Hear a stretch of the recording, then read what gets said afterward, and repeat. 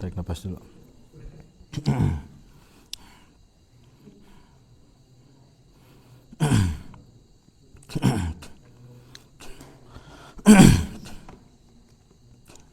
Nah,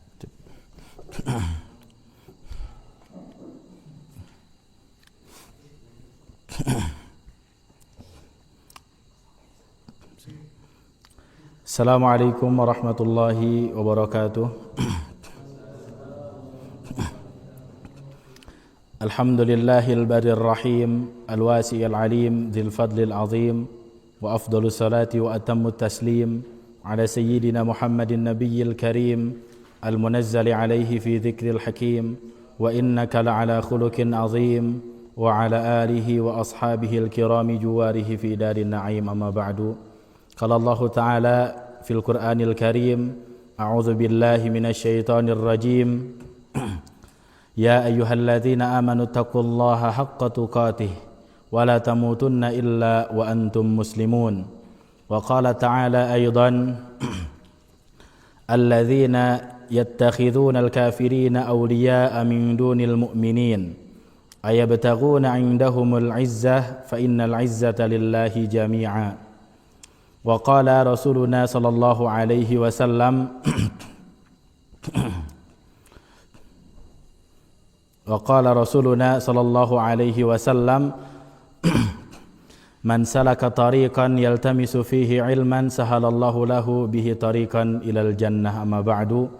Fa inna asdaqal hadithi kitabullah wa khairal huda huda Muhammadin sallallahu alaihi wasallam wa syarral umuri muhdatsatuha fa inna kulla muhdatsatin bid'ah wa kulla bid'atin dhalalah wa kulla dhalalatin finnar, amma ba'du. Pertama-tama marilah kita panjatkan puja dan puji syukur kehadirat Allah Subhanahu wa taala yang atas segala nikmatnya kita bisa dimudahkan untuk senantiasa melaksanakan amal saleh, yang khususnya pada sore hari ini kita melaksanakan thalabul ilmi atau menuntut ilmu. Dan tak lupa pula salawat serta salam kita limpah curahkan kepada baginda Nabi Muhammad sallallahu alaihi wasallam, kepada keluarganya, para sahabatnya, dan kepada seluruh umatnya yang senantiasa istiqomah. Pertama-tama yang kami hormati para jamaah Masjid An-Nur, para jamaah Masjid An-Nur yang mudah-mudahan Allah Subhanahu wa taala memberkahi kita semua. Yang berikutnya kepada juga tokoh masyarakat Kampung Lemah Duhur yang tidak kita sebutkan satu persatu. Lalu kemudian yang kami hormati kepada para asatidzah Pondok Pesantren Umdatul Quran, dan juga yang kami hormati dan kami banggakan kepada para santri Umdatul Quran. Mudah-mudahan Allah Subhanahu wa taala senantiasa memberikan keistiqomahan kepada kita semua. Allahumma amin. Taib. Hadirin yang dirahmati Allah Subhanahu wa taala, pada kesempatan kali ini kita akan membahas suatu pembahasan yang penting, yang dimana pembahasan ini adalah pembahasan yang menentukan, ya, bukan berdasarkan pembahasan ini, akan tetapi tema ini tema yang penting. Artinya bukan berarti yang disampaikan oleh penyampai pada kesempatan kali ini adalah sesuatu yang penting, tapi tema ini secara umum ya adalah tema yang penting untuk kita fahami bersama. Ya, tema yang dimaksud adalah tema optimisme. Ya, judulnya Muslim harus optimis. Ya, pertama yang harus kita sampaikan adalah apa yang dimaksud dengan optimis. Ya, para santri apa kira-kira maksud dari optimis? Apa Ki? Ya, optimis itu ya, secara definisi ya, optimis itu artinya seseorang ya berpikiran positif, ya, berpikiran positif kepada dirinya. Artinya dalam melakukan sesuatu dia positive thinking, ya, dia yakin dia berhasil, dia yakin dia sukses tentu dengan izin Allah Subhanahu wa taala.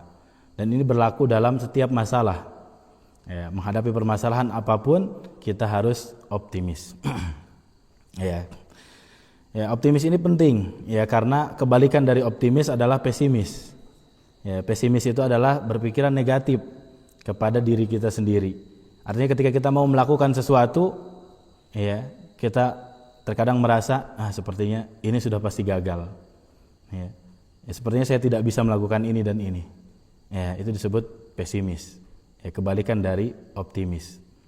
Ya, atau kalau pesimis itu optimis itu kita artikan yakin untuk sukses atau yakin untuk berhasil, maka pesimis kebalikannya. Ya, pesimis adalah tidak yakin untuk berhasil, ya, atau minder. Ya, ketika kita mau melakukan sesuatu kita minder, ya, takut gagal, ya, tidak percaya diri dan seterusnya.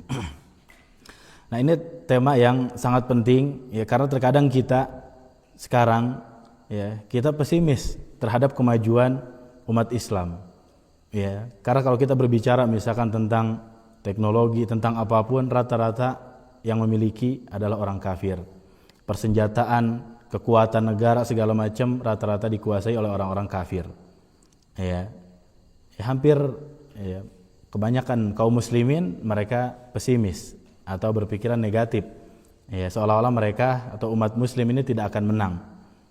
Ya, padahal banyak janji-janji Allah Subhanahu wa taala dalam Al-Qur'an yang menyebutkan bahwa apabila seorang beriman, maka seorang tersebut akan bisa menguasai dunia. Ya, itu ayat Qur'annya nanti kita bahas. Jadi bukan seseorang akan menguasai satu kampung, satu desa, satu negara Indonesia, tapi bisa menguasai dunia. Ya, nanti kita jelaskan pembahasan satu persatu.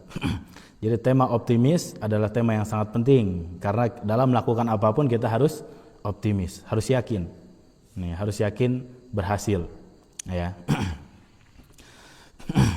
Taib. Dan pembahasan yang dimaksud adalah pada kesempatan kali ini adalah bagaimana caranya menjadi orang yang optimis. Ya, bagaimana caranya menjadi orang yang percaya diri, tidak mudah minder, tidak mudah putus asa, ya, tidak mudah merasa lemah, ya, dan seterusnya. Jadi dia yakin. Ya, kenapa? Karena dia seorang mukmin, karena dia seorang muslim. Ya. Maka di sini kita akan bahas tentang cara menjadi orang yang optimis. Ya, cara menjadi orang yang optimis, ya, ini susunan tulisan saya pribadi, ya. Apabila mungkin ada cara optimis yang lebih bagus, ya itu sangat mungkin. Ya, karena tentu saja saya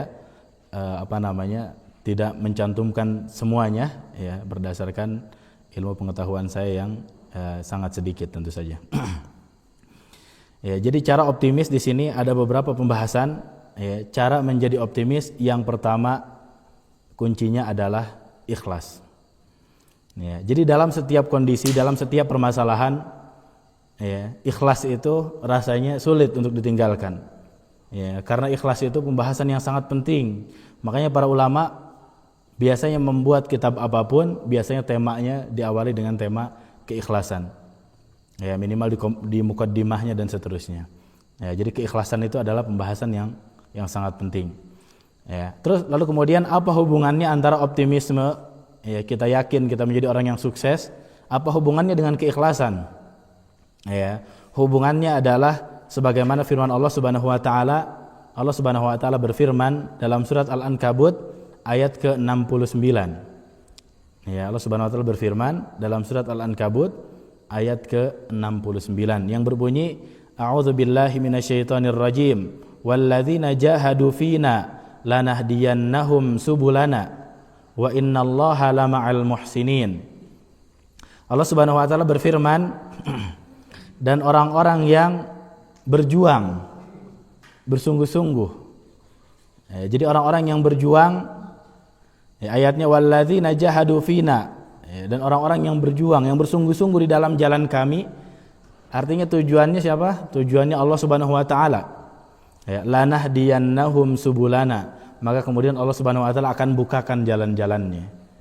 Ya, jadi yang pertama, ya, kunci dari optimisme yang pertama adalah kita harus menjadi orang yang ikhlas. Karena ayatnya walladzina jahadu fina lanahdiyannahum subulana. Ya, orang-orang yang mereka bersungguh-sungguh. Jadi ketika melakukan sesuatu mereka bersungguh-sungguh fina, di jalan kami, karena Allah Subhanahu wa taala, artinya dia melakukan sesuatu ikhlas. mengharapkan pahala dan seterusnya, lanahdiyannahum subulana. Allah Subhanahu wa taala akan memberikan jalan-jalan, Allah Subhanahu wa taala akan memberikan solusi-solusi untuk menyelesaikan setiap permasalahan yang dihadapi. Wa innallaha lama'al muhsinin, dan Allah Subhanahu wa taala sungguh bersama orang-orang yang melakukan kebaikan. Ya, orang-orang yang melakukan kebaikan atau bersama orang-orang yang baik. Jadi ketika seorang melakukan sesuatu yang kecil maupun yang besar, ya, ketika dia orang yang baik, dia orang yang muhsinin, ya, tentu saja dia lakukan ikhlas karena Allah Subhanahu wa taala, maka lanahdiyannahum subulana. Kata Allah, kami akan tunjukkan jalan-jalan kami akan berikan solusi-solusi dari setiap permasalahan. Jadi semua masalah insya Allah selesai, insya Allah beres ketika kita niatnya karena Allah Subhanahu wa taala. Maka Allah Subhanahu wa taala akan membantu, ya, akan memberikan solusi kepada kita. Ya, itu yang pertama. Jadi kunci dari optimisme yang pertama adalah kita harus ikhlas, ya, melakukan sesuatu karena Allah Subhanahu wa taala.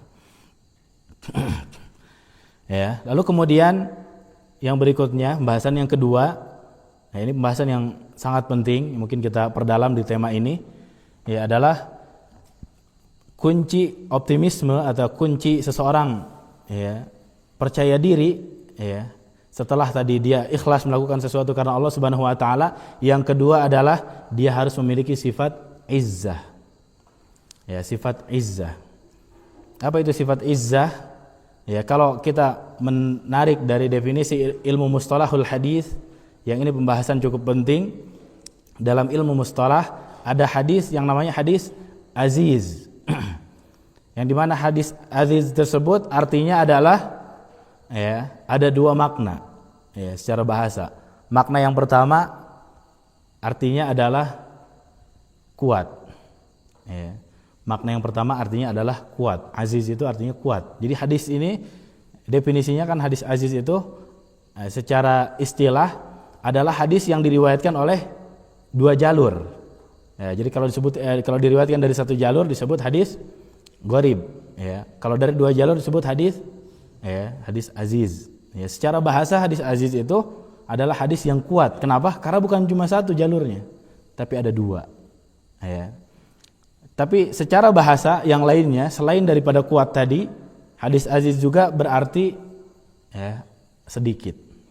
Jadi aziz itu punya dua arti. Arti yang pertama adalah kuat, arti yang kedua adalah sedikit. Ya. Lalu kemudian kita tarik kepada pembahasan kita, hadis aziz, pembahasan kita izzah, tadi dari kata aziz, ya, izzah artinya orang-orang yang kuat, orang-orang yang teguh. Nah, di sini ada teguh, ya. Jadi orang-orang yang kuat, orang-orang yang kokoh, orang-orang yang tadi optimis, dia yakin, ya, dia tidak merasa hina. Itu orang-orang yang memiliki izzah, ya. Tapi sayangnya orang-orang yang seperti ini, orang-orang yang kuat, orang-orang yang kokoh, jumlahnya sedikit. Ya, akan selalu sedikit. Ya, begitu sunnatullahnya. Ya, karena ketika Nabi SAW juga dalam perang Hunain, ya, Allah Subhanahu wa taala berfirman, "Idz a'jabatkum kathratukum falam tughni ankum syai'a." Ketika kalian bangga dengan ingatlah ketika perang Hunain, ketika kalian bangga dengan jumlah pasukan kalian yang banyak, akan tetapi jumlah yang banyak itu tidak bermanfaat bagi kalian. Ya. Akhirnya apa yang dilakukan oleh kaum muslimin ketika perang Hunain dengan jumlah yang banyak, ya, mereka justru kabur. Ya, tsumma wallaitum mudbirin dalam ayat itu. Ya, mereka berpaling dan kabur. Ya, jadi dalam ayat tsumma wallaitum, sebetulnya dengan wallaitum saya sudah cukup. Mereka berpaling, kalian berpaling.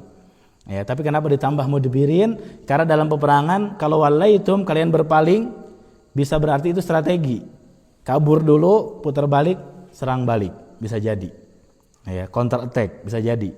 Ya, akan tetapi Allah pastikan tsumma wallaitum mudbirin. Kalian berpaling untuk kabur, bukan strategi, tapi kabur. Ya. Para ulama, di antaranya ada para ulama yang menyebutkan bahwa jumlah pasukan ketika perang Hunain itu kurang lebih jumlahnya 12.000 orang. Ya. Lalu kemudian mereka kabur, padahal jumlahnya banyak. Ya. Ketika mereka kabur, tidak semuanya kabur. Tersisa 12 sahabat yang tersisa. Ya. Jadi orang-orang yang memiliki izzah sedikit.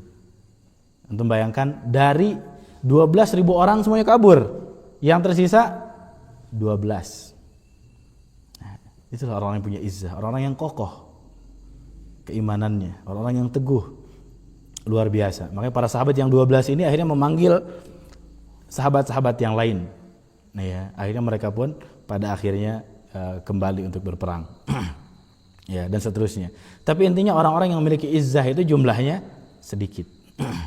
Ya, jumlahnya sedikit. Lalu kemudian kita bahas dalam ayat Allah Subhanahu wa taala berfirman dalam surat An-Nisa tentang izzah. Ya, Allah Subhanahu wa taala berfirman yang berbunyi a'udzubillahi minasyaitonir rajim alladzina yattakhidhunal kafirina awliya'a min dunil mu'minin ayabtaghuna indahumul izzah fa innal izzata lillahi jami'a. Orang-orang yang mengambil orang kafir sebagai penolong mereka, sebagai aulia, ada yang mengartikan sebagai pemimpin mereka. Ya. Min dunil mu'minin, ya, bukan malah bukan memilih orang beriman. Ya, tapi dia memilih pemimpin yang kafir, atau dia memilih wali, atau dia memilih penolong-penolong yang dari golongan orang-orang yang kafir. Lalu kemudian Allah tanya kepada mereka, ayabtaguna indahumul izzah, apakah kalian ingin meminta kekuatan dari mereka? Ya, jadi ketika kita menjadikan wali orang-orang yang kafir, apa tujuannya? Kata Allah, apakah kalian ingin minta tolong kepada mereka? Ya, ingin meminta kekuatan kepada mereka? Ingin meminta kemuliaan dari mereka? Lalu kemudian Allah Subhanahu wa taala melanjutkan firman-Nya, fa innal izzata lillahi jami'a, sesungguhnya keagungan, kemuliaan, kekuatan semuanya milik Allah Subhanahu wa taala. Ya, jadi kalau kita ingin menjadi orang yang memiliki sifat izzah, maka kita harus ada di pihak Allah Subhanahu wa taala, bukan di pihak musuh Allah. Ya, jangan minta pertolongan, ya, jangan minta kekuatan kepada orang kafir. Ya, sementara Allah Subhanahu wa taala adalah zat yang maha kuat. Ya. Lalu kemudian Allah Subhanahu wa taala juga berfirman dalam surat Al-Munafiqun yang menyebutkan karakter mereka, orang-orang munafik. Ya. Allah Subhanahu wa taala berfirman surat Al-Munafiqun ayat ke-8, ya, tadi An-Nisa 139. Allah Subhanahu wa taala berfirman, a'udzubillahi minasyaitonir rajim, yaquluna la in raja'na ilal madinati la yukhrijannal 'azzu minhal adzal. Ya. Mereka berkata, kalau seandainya kita kembali ke Madinah, maka orang-orang yang punya izzah, orang-orang yang punya kekuatan akan bisa mengusir orang-orang yang hina. Nah, ini perkataan orang munafik. Kata orang munafik, ya, mereka memposisikan diri mereka yang hina apa yang mulia? Yang mulia. Ya, nanti ketika kami pulang, ini dari perang Bani Mustalik, kata orang munafik, kalau kami nanti pulang ke Madinah, kita pulang ke Madinah, ya, maka kita orang-orang yang mulia, orang-orang yang punya kekuatan tadi bisa mengusir orang-orang yang hina. Maksudnya apa? Yang mereka inginkan apa? Yang mereka inginkan adalah orang-orang yang beriman dari golongan muhajirin, ya, diusir dari Madinah. Itu yang diinginkan oleh orang-orang munafik. Ya. Ya. Lalu kemudian Allah Subhanahu wa taala melanjutkan ayatnya tadi setelah ucapan orang munafik, Allah bantah ucapan mereka, walillahil izzatu, ya, sesungguhnya izzah itu milik Allah, ya, wali rasulihi, dan milik rasulnya, ya, walil mu'minin, dan milik orang-orang beriman, walakinnal munafiqina la ya'lamun, akan tetapi orang-orang munafik mereka tidak mengerti, mereka tidak tahu. Ya, sungguhnya kekuatan itu ada pada Allah Subhanahu wa taala, ada pada Rasulullah, ada pada orang-orang yang beriman. Jadi orang-orang yang beriman disebutkan dalam Quran adalah orang-orang yang juga memiliki izzah. Ya. Izzah itu apa tadi? Ya, punya kekuatan, kekokohan, ya, keteguhan. Itu orang-orang yang izzah. Ya, mereka mulia dengan keteguhannya tersebut. Ya, lalu kemudian Allah Subhanahu wa taala juga berfirman dalam surat Ali Imran ayat ke-139. Ini ayat yang menarik, bahwasanya Allah Subhanahu wa taala menegur kita semua, bagi kita orang-orang yang kita orang mukmin, kita orang Islam, tapi kita minder, kita merasa hina. Ya, di antaranya kita minder ketika kita misalkan pergi ke kota kemudian bertemu dengan pejabat, mending kalau pejabatnya beriman ya kita hormati mereka. Tapi pejabatnya tidak beriman misalkan, lalu kemudian kita nunduk, kita takut. Ya, tidak begitu seharusnya menjadi orang muslim, orang mukmin. Mereka punya wibawa. Ya. Betapa orang-orang Persia, orang-orang Romawi dulu ketika punya kerajaan itu, ya, mereka ketika punya kerajaan itu di istana mereka, ya, itu tidak boleh ada orang yang masuk. Yang di samping mereka yang paling dekat itu penasehatnya, ya, penasehat kerajaan. Itu pun jaraknya berapa? 5 meter dari rajanya, nggak boleh dekat-dekat. Ya. Lalu kemudian menteri-menterinya segala macam itu 10 meter, ya, dari beliau. Jadi nggak boleh dekat dari dia. Ya. Nanti kalau ada masyarakat yang mau datang ke kerajaan, ya jaraknya itu 15 meter. Jadi jangan dekat-dekat. Jadi istilahnya minggir orang miskin gitu. Jangan dekat-dekat. Ya. Sampai-sampai ya, ada yang menyebutkan bahwa mereka kalau kita sekarang disuruh atau diperintah untuk pakai masker supaya bau mulutnya tidak sampai kepada raja. Bayangkan 15 meter. Sebau apa mulut orangnya? 15 meter. Tapi disuruh pakai pakai masker supaya baunya nggak sampai. Itu wibawa mereka luar biasa. Ya. Tapi ketika orang Muslim yang datang, ya, orang Muslim saya lupa datang ke Raja Romawi atau Persia. Ya. Seorang sahabat ini datang pada mereka dari mana tuh? Ke Persia atau ke Romawi? Persia. Ya. Orang Muslim ini datang, ya. Lalu kemudian ketika datang orang Muslim ini, ya, dia datang dengan pedenya, dia menyampaikan apa? Aslim taslam. Ya. Jadi datang ke kerajaan besar, Romawi Persia kan kerajaan besar pada saat itu. Ya. Ketika orang Muslim datang, bahkan yang datang bukan Nabi, sahabat yang biasa. Datang, kalimatnya apa? Aslim taslam. Masuk Islam, baru kamu bisa selamat. Siapa dia gitu? Siapa orang? Maka kalimat raja apa? Kalimat raja, siapkan bagi mereka beberapa dirham. Kalau nggak salah siapkan bagi mereka 70 dirham. Kasih ke mereka. Karena mereka orang-orang yang lapar. Mereka dari negeri Arab, kita tahu negeri Arab kan, nggak ada pohon segala macam. Jadi kasih mereka makanan. Jadi karena mereka lapar aja bilang begitu. Terus kata mereka enggak, beneran ini. Kalau kamu tidak beriman, maka kalau kamu tidak masuk Islam maka ada pilihan-pilihan, lalu kemudian kalau masih tidak mau juga berperang, dan seterusnya. Jadi para sahabat Nabi adalah orang-orang yang memiliki izzah, pede, berani. Meskipun mereka kelompok yang kecil dan seterusnya, nanti juga ada pembahasannya. Betapa yang sedikit bisa jadi seringkali mengalahkan jumlah pasukan yang lebih banyak. Allah Subhanahu wa taala berfirman tadi dalam surat Ali Imran ayat ke-139 yang berbunyi, a'udzubillahi minasyaitonirrajim, wala tahinu wala tahzanu wa antumul a'launa in kuntum mu'minin. Kata Allah Subhanahu wa taala apa? Allah Subhanahu wa taala berfirman, janganlah kalian merasa hina. Wala tahzanu, jangan kalian merasa sedih. Wa antumul a'laun, kalian itu adalah orang-orang yang tinggi derajatnya. Tapi ada syaratnya. Syaratnya apa? In kuntum mu'minin. Apabila kalian orang-orang yang beriman. Jadi kalau kalian orang beriman, dalam keadaan apapun kalian tinggi derajatnya. Jangan hinakan diri kalian, apalagi dari orang-orang kafir. Ini firman Allah Subhanahu wa taala yang Allah Subhanahu wa taala turunkan, firmankan ketika para sahabat kalah dalam perang Uhud. Para sahabatnya kalah dalam perang Uhud, lalu kemudian dari mereka tentu ada kesalahan sahabat yang bersalah, di antaranya pasukan pemanah dan seterusnya. Lalu para sahabat bersedih karena atas kekalahan tersebut. Tapi kemudian Allah Subhanahu wa taala berfirman, wala tahinu, kalian jangan merasa hina meskipun kalian kalah. Wala tahzanu, jangan sedih meskipun kalian kalah. Wa antumul a'laun, karena kalian orang-orang yang tinggi derajatnya. In kuntum mu'minin, apabila kalian orang yang beriman. Jadi orang beriman itu dalam keadaan kalah, dalam keadaan apapun, mereka tetap tinggi derajatnya di sisi Allah Subhanahu wa taala. Maka jangan minder. Juga Allah Subhanahu wa taala berfirman dalam surat Ali Imran juga dalam ayat ke-110. Ya, ini juga yang harus menjadikan kita umat yang memiliki izzah, memiliki wibawa, memiliki harga diri, memiliki keteguhan. Ya.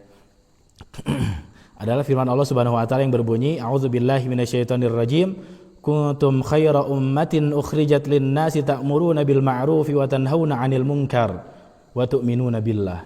Kata Allah Subhanahu wa taala, kalian kuntum khaira ummah. Kalian adalah umat terbaik. Ya. Jadi kalian adalah umat terbaik. Ya. Bagaimana dengan firman Allah Subhanahu wa taala untuk orang Yahudi? Ya, kalimatnya apa? Anni faddaltukum 'alal alamin, kata Allah. Kami mengutamakan kalian 'alal alamin, dari seluruh makhluk di di alam semesta. Jadinya semua makhluk orang-orang Bani Israel itu derajatnya lebih tinggi dari makhluk tersebut. Tapi kata para ulama apa? Iya, mereka orang-orang yang derajatnya tinggi, tapi pada saat itu, sebelum ayat ini turun. Ketika ayat ini sudah turun, kuntum khaira ummah, kalian adalah umat terbaik, ukhrijat linnas, yang pernah dikeluarkan kepada manusia. Jadi umat yang diutus kepada manusia yang terbaik adalah umat Islam. Jadi kalau ada ayat yang pertama kemudian yang terakhir, maka yang diambil adalah ayat yang terakhir. Yang dulu orang Yahudi diutamakan dari kaum yang lain, maka setelah adanya ayat ini, umat Islam derajatnya lebih tinggi daripada orang Yahudi. Itu sangat jelas. Tapi di sini ada faktor-faktornya. Allah Subhanahu wa taala melanjutkan firman-Nya, ta'muruna bil ma'ruf, karena kalian mengajak orang lain kepada kebaikan, wa tanhauna 'anil munkar, kalian juga mencegah orang lain dari perbuatan mungkar, wa tu'minuna billah, tapi bukan cuma mengajak kepada kebaikan, mencegah dari kemungkaran, tapi juga kalian orang yang beriman kepada Allah Subhanahu wa taala. Dan ayat ini bukan ayat yang terpisah, karena ayat ini juga dijelaskan juga tentang orang-orang ahlul kitab. Berarti Bani Israel masuk ke dalamnya. Artinya bukan berarti Allah Subhanahu wa taala kalau ada ayat ini, ayat yang tadi belum tentu dihapus gitu keutamaannya. Tapi di sini dijelaskan di kelanjutan ayatnya, walau amana ahlul kitab lakana khairal lahum. Kalau seandainya ahlul kitab itu mereka beriman, maka itu baik bagi mereka. Jadi mereka juga bisa jadi orang terbaik ketika mereka ahlul kitab yang benar-benar mengikuti ajaran Nabi Musa dan Nabi Isa. Mereka posisinya tinggi, bisa jadi mereka posisinya juga tinggi. Ketika mereka beriman kepada Allah Subhanahu wa taala. Intinya ketika seorang beriman, maka derajatnya tinggi. Akan tetapi Allah Subhanahu wa taala melanjutkan firman-Nya, minhumul mu'minun, dari mereka ada orang-orang yang beriman kepada Allah dari ahli kitab tadi, wa aktsaruhumul fasiqun, tapi kebanyakan dari mereka adalah orang-orang yang fasik. Nah, itu sayangnya. Intinya kalau ada sekarang, maka syariat ahli kitab masih berlaku enggak? Tidak berlaku. Maka kuntum khaira ummah, yang paling terbaik adalah umat Islam. Makanya kita tidak boleh ikut-ikutan umat yang lain. Bukan hanya karena dilarang. Bukan hanya karena dilarang, tapi memang orang yang memiliki izzah harusnya dia sadar. Masa orang yang memiliki izzah mengikuti orang-orang yang di bawahnya? Itu tidak masuk akal. Di antara contohnya apa? Di antara contohnya orang-orang Islam misalkan berpakaian seperti orang kafir, gaya rambut seperti orang kafir, cukurannya diwarnai, berpenampilan segala macam, semuanya sesuai dengan sabda Nabi. Mereka akan mengikuti kebiasaan-kebiasaan orang kafir, sampai-sampai kalau mereka masuk ke lubang biawak pun diikuti juga. Makanya Nabi SAW sering mengingatkan dalam syariat-syariat beliau, wa khaliful yahud, selisihilah Yahudi. Nah, sering dalam syariat. Bahkan Nabi SAW kita tahu dalam syariat puasa atau saum Asyura, 10 Muharram, berapa hari saumnya? 1 hari, 10 Muharram. Tapi para sahabat bertanya, ya Rasulullah, kenapa saum kita sama seperti saum Yahudi? Mereka 10 Muharram juga. Kata Nabi, coba tanya ke mereka. Lalu mereka mengatakan hari itu adalah hari diselamatkannya Nabi Musa dari kejaran Fir'aun. Tapi para ulama menjelaskan wa kadzabu fi dzalik, mereka berdusta, itu bohong tuh. Itu memang karena mereka kemarin sudah kita bahas menghindari syariat saum Ramadan yang 30 hari mereka pilih 1 hari. Ya, ciri khas Yahudi. Ya. Tapi Nabi SAW meskipun mereka bohong, ya, saking ingin berbeda dengan Yahudi, kata Nabi SAW, tahun depan ya, kita saum dari tanggal 9. Supaya apa? Supaya beda dengan Yahudi. Ya. Ketika di Madinah, orang Yahudi bikin pasar. Kalau ada orang yang beriman beli, dimahalin harganya, segala macam. Ada sampai kemudian muslimah yang dilecehkan segala macam. Apakah Nabi mengajarkan kita untuk minder? Mereka sudah punya pasar, Nabi bikin pasar di hadapan pasar mereka. Mereka bikin pasar, kita bikin depannya. Jadi bukan minder, kita di pojokan dulu, enggak, depannya. Head to head. Ya, di depannya. Nabi SAW tidak mengajarkan takut. Dan kalau kita baca di sejarah, ternyata ketika umat Islam di zaman Nabi SAW, musuh yang paling pecundang, paling pengecut siapa? Di antaranya Yahudi. Di antaranya Yahudi. Orang Yahudi nggak mau perang, kecuali mereka dengan cara-cara mereka, di antaranya perang Ahzab, butuh banyak pasukan dulu, baru mereka berani. Ya. Kalau nggak begitu mereka nggak berani. Ya. Gimana caranya kaum yang di zaman Nabi mereka tidak ada apa-apanya, sangat rendah sekali di zaman Nabi. Sampai Yahudi diusir-usirin, ya, sampai Yahudi Bani Quraidah ketika mereka menyelisihi, mereka dibunuh berapa orang? Kurang lebih 700 orang dibunuh. Orang Islam disembelih semuanya. Ya, saking umat Islam punya wibawa dan mereka orang-orang yang derajatnya di bawah. Kok bisa sekarang orang Yahudi di atas, kita sangat di bawah? Itu maksudnya. Dulu di zaman Nabi orang Yahudi derajatnya sangat di bawah, kita di atas. Sekarang bisa kebalikannya. Berarti apa? Bukan mereka yang naik sebetulnya, tapi apa? Kita yang turun. Ya, kita yang sangat turun. Ya, jangankan melakukan sesuatu, sebelum melakukan sesuatu aja kita sudah minder. Ya. Ya, makanya sedikit lagi kita lanjutkan. Mungkin tema ini tidak selesai ya, nanti kita lanjutkan di pertemuan berikutnya.